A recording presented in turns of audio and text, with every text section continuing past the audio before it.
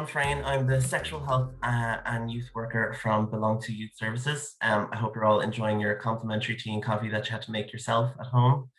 Yeah, I'm here today and I'm not going to overcomplicate it. I'm kind of going to give a basic rundown of the work that I do and Belong to. Also, we're going to watch a few of the videos that Belong to has created over the years. And I'm going to run through sort of the LGBT alphabet basically for you to give you a few terminologies and the importance of pronouns. So if you don't know what a pronoun is, I'm sure you all do at this stage, but it's how you identify with yourself. So I would be he, him. So there are many different ones. People go by, you know, she, her, he, him, they, them, Zer. There's a lot of them, and they can be quite intimidating for people who don't actively use them or aren't actively aware of them. But for people like trans people or non-binary people, it is very, very important to them that the right pronouns are used. Like someone who you may see as female may identify as male and would like to be referred to as he, him, so because that's who they are. And sometimes it takes a bit of getting used to, but one of the videos that I have to show actually explains that as well. So in my role in Belong to, I would give one-to-one support to young LGBT people coming into the service. I'd also give referral information. I would have calls with people like other youth workers, support workers, social workers, parents, teachers, who are trying to be a bit more inclusive within their lives or their schools, or just asking for advice, or they may have a student in their school that's just come out and they want to be as supportive as they can. And just that sort of gist of things. So I do have a few slides to go through, which is, and don't worry, it won't be a death by PowerPoint thing. It's just, they're very light, and so don't worry. So I'm just going to share this now. This is Belong to. So we're supporting lesbian, gay, bisexual, and trans people young people in Ireland.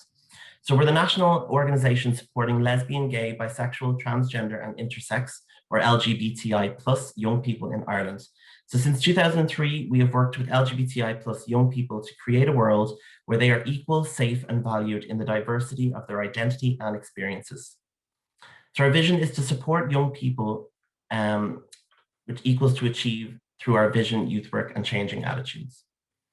So this is just the LGBTI plus sort of rundown that we have. So LGBTI, so lesbian, gay, bisexual, transgender, and intersex. So this is just an explanation of each. So sexual orientation describes sexual and romantic attraction to other people. You might hear about like gender identity and the difference between gender and sex and stuff, which is what we're going to run down. So lesbian is a woman who is mainly attracted to other women. A gay person is someone who is mainly attracted to people of the same gender. Bisexual is someone who's attracted to more than one gender, e.g. Both men and women. And other related terms would be pansexual, so someone who could be attracted to any person regardless of their gender. So a lot of people get confused with pansexual. What's the difference between pansexual and bisexual? Pansexual would be just, they wouldn't see gender at all. It would just be the person that they would be attracted to. And then a queer person is someone who would use this term as an alternative to LGBTI plus.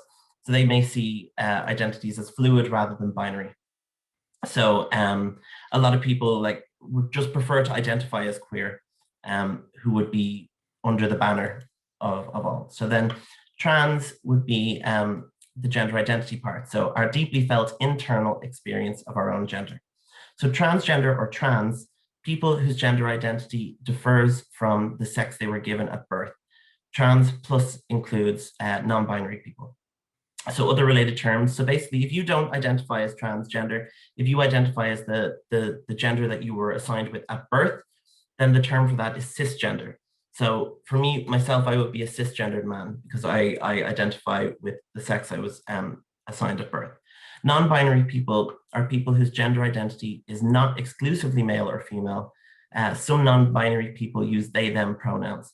Now, a lot of people I've talked to get confused as well by this.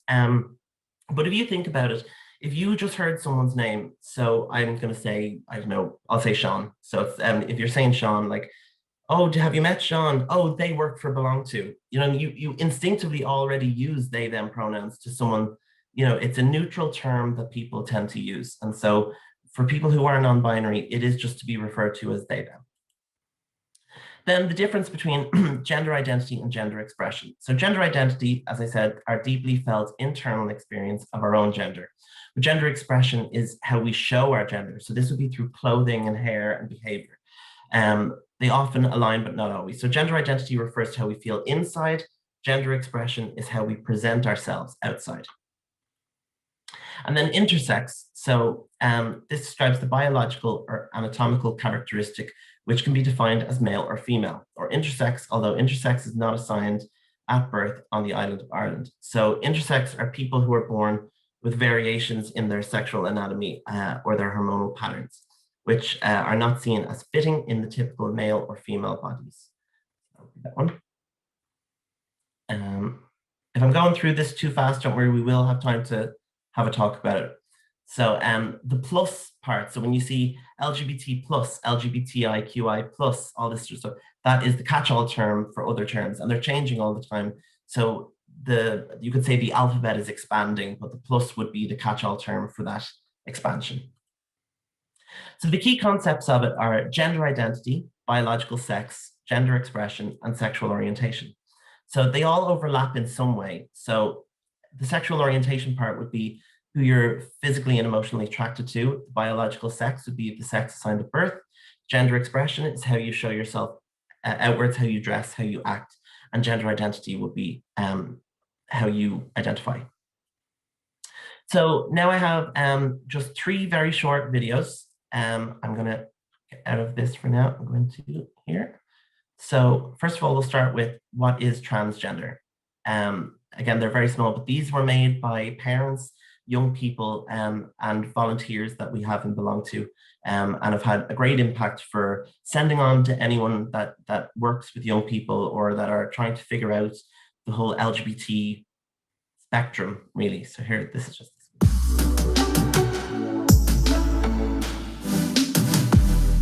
My name is Seamus. My name's Nellie. My name's Luke. I'm a dancer, blogger. I'm a scout. I'm a fashion design student. I play basketball and I'm transgender. And I'm transgender. And I am also transgender. People generally don't have a strong idea of what it is like to be transgender. Transgender is when your gender identity is misaligned from the gender assigned at birth. Gender identity is who you are and sexuality is who you're attracted to. Gender is emotional and intellectual. It's about who you are, not who you're interested in. Being transgender is wonderful because I'm truly who I am. I'm at ease, I'm comfortable, I'm happy, and that's all that matters. Trans people are just like everybody else in the sense that you're a normal person, you just happen to also be trans. Jay is my son. He's a very confident young man and has been more confident since he came out about 3 years ago. My son is transgender, his name's Luke. He's very happy and he's very good to other people. He hasn't changed as a person, which is what I always wanted. There's no one way to be trans. You can't know somebody is trans based on their appearance. Let people be themselves. Transgender people are like everyone else. I think names are important to everyone. Names are important to transgender people because it shows that you respect them. And it makes a big difference to hear something that reflects how you feel about yourself. Pronouns are important to transgender people to show respect and acceptance. I use they, them pronouns, and this is one of the few ways that I'm recognized as non-binary in society. If someone has known you as who you once were, then it can be kind of hard for them to understand who you are now. I think it's really important to get on board with the name change and the pronoun. As a teacher, if you can make them feel happy and create a comfortable environment where they feel like they belong and that they're appreciated, that's a win-win situation, really. If you don't know what pronouns to use for somebody and you're not in a position to ask, using they or them would be safe because it's neutral. If you knew a transgender person prior to their transition, be sure to use their correct name and pronouns now and not their old birth name or their old pronouns. It's okay to make mistakes when you're using new pronouns for somebody, because as long as you're trying, the sentiment is there. Make a special effort around the names and pronouns. I know for some parents it can be difficult then to use a different name. All you can do is do your best. Just be open, be willing to accept change.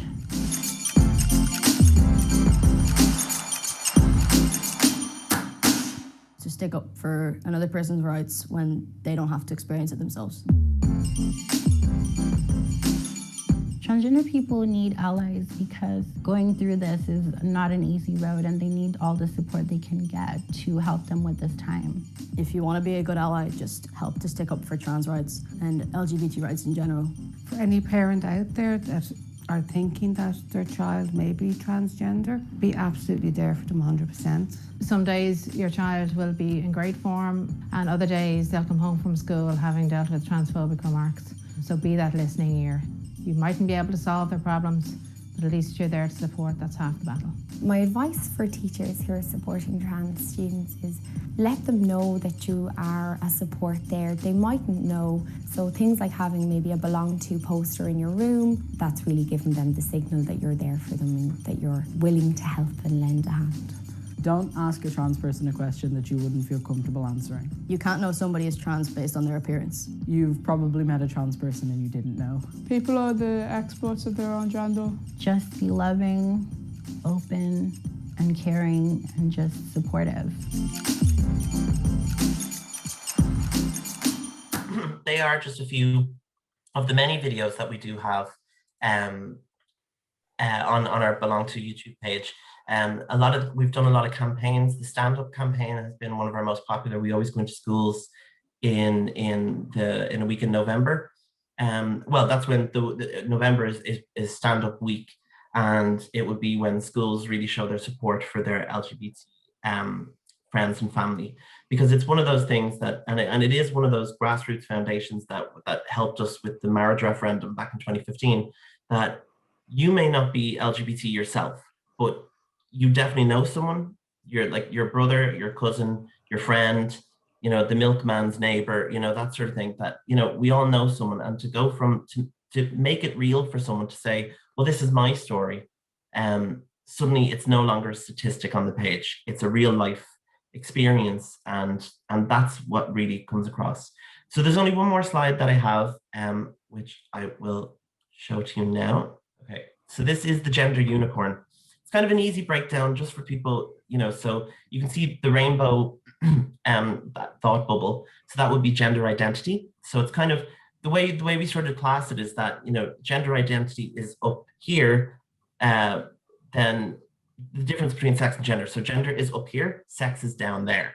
So that's sort of, you can sort of see that there. So gender identity would be female, woman, girl, man, male, boy, and other genders. Then gender expression is the outer bit. It's, again, how, if you would dress feminine, masculine, or other.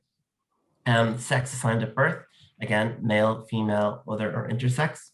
And then the hearts are the physical and emotional of who you're attracted to. So men, women, other genders, and emotionally attracted to as well. So that's a nice little graphic that we have that we use to sort of make it easier for someone to, you know, we can talk about it in a very academic way, but to see something like this, to actually, like, for me, I'm a visual learner. So this would be a really good way for me to sort of condense everything that I've just heard, so I can have something like physical to see.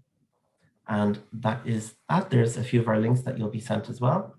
In the videos there, they were all about, say, trans issues and stuff, but a lot of them will be, you could, you know, obviously relate to the whole LGBTI plus community. I myself came through Belong to as a young person 11 years ago now. And I just never left. That's the sort of running joke, that, like, I never left because I was so inspired. We help young people identify the gaps in society and to work on improving them and being able to be confident enough to challenge them. And that's what it's all about. I mean, teachers like to stick to the status quo and have to think of the overall class and the behavior of the overall class and the education of the overall class. But if there's one or two LGBT people in that class, they are coming to terms with who they are finding the right terminologies, the right pronouns for themselves. And there's this internal struggle that although someone might say, I mean, for me personally, I remember in school, someone said to me, it's okay. I know that you're gay and it's okay. And like, but for me at that time, I still hadn't figured out that I was gay. So my mind instantly blew up being like, oh my God, what is it that I'm doing? How can I make it that I'm not gay? How do I not, because it is that internal struggle. So it's the one piece of advice I would always give is that it's not up to you to let someone know about them being gay. It's up to you to be there for when they're ready to tell you. And that's the best piece of advice that I can give. Thank you very much. I'm really happy to have joined you today. There are so many people.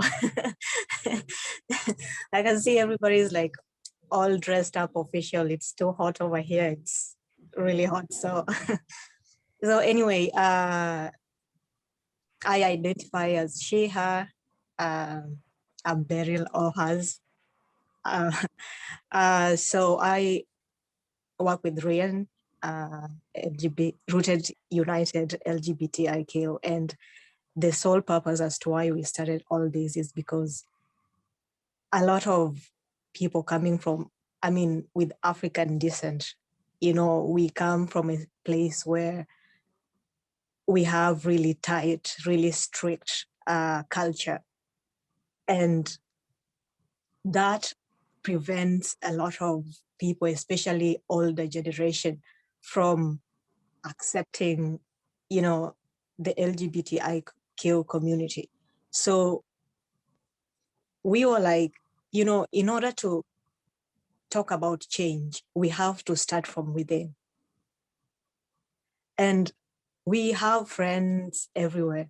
So we want to even include all our allies to support the LGBTI community, because there's too much hatred already coming from all sides.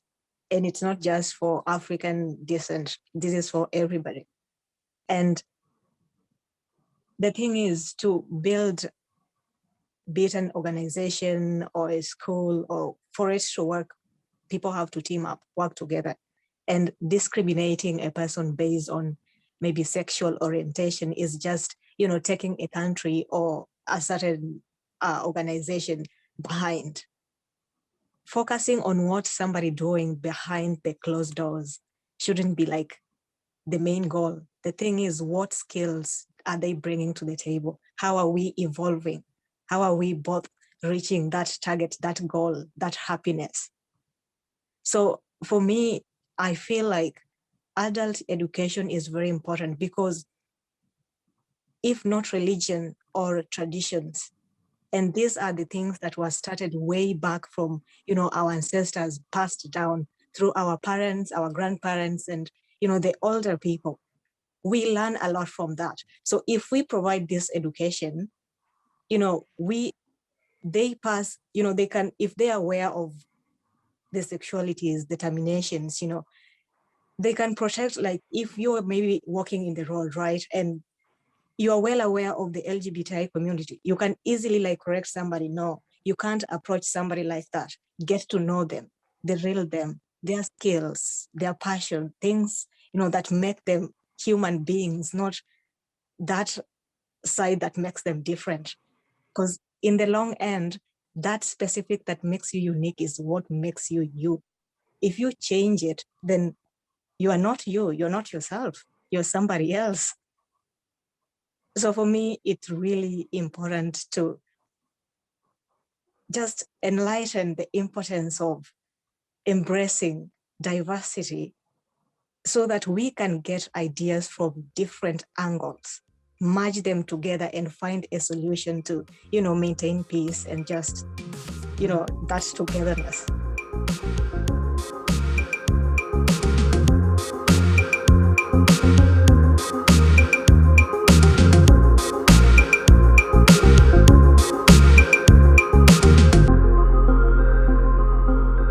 Thank you so much for having me. I think the discussions that I've had today are really eye-opening, even for myself in my practice and in my work. I think overall, I think it's a matter of standing together. I think it's a matter of, like, of all weeks, this is Pride Week, and you don't have to be part of the LGBT community to be part of that. You can be proud of the work that you do, and we all fight for something good in our lives anyway. I think it's important to continue fighting together, because the last 16 months has brought people to a place of fear. And I think it's more than ever, it's important now to remind people that we're all about acceptance. We're all about equality. And I would never shove an agenda at someone, but I always try to think that they are coming from a place of fear, or, where are they coming from? Is it a place of fear? Is it a place of love? You can always tell someone's intention through their words. And I think fighting back doesn't have to be physical. I think it's all about education, and it's all about discussions. And I think a place like this is a perfect platform for that. So thank you very much for having me. Just to thank everybody for today, and that I'm excited. I'm really glad that I got time to share 1, 2, 3, 4. Just to my last words, just to say that in my experience as somebody who has to deal with a lot to finally be in a space where I have to say I had to say that no, I can't impress. I just have to be me now. I'd say that even still, I'm now here. But we've all been in that situation where somebody used that soft spot, that weakness, to make you feel somewhat less superior. So if you're coming from a space where all your life you've been made to feel like God hates you, you don't belong, you deserve to be, made normal. Even if you relocate to safer places, there's still those chunks of scars, hurt, that sometimes you have to seek to, talk about it, or you just need that space where you can heal. Because yes, you might seek asylum, come here, you're free, yes. But the thing is, mentally, you're still jailed. Personally, like, I'd go to Dublin now, work, but with my partner, sometimes we're like, she tries maybe to hold my hand, but I have that also past experiences where I tried holding my partner's hands, but we got attacked, we got abused, we got beaten up. So it's like you are free, but not free. So if we find allies, not just to, it's fine sharing stories online, it's fine, but also physical, because sometimes there's a difference between talking or communicating with somebody online behind the camera and actually being there in person and actually just having a conversation one-on-one. Everybody's hurting at some point, right? And creating that space, maybe a space where there's mental training projects going on, and then people can just walk in and share something. You heal from that. So just even in organizations that you're working in, or your friends, your circles, I'm sure there's always that one person in the group that always is going through something. But it's that, as an ally, it's not just reaching out behind the camera, because it's different.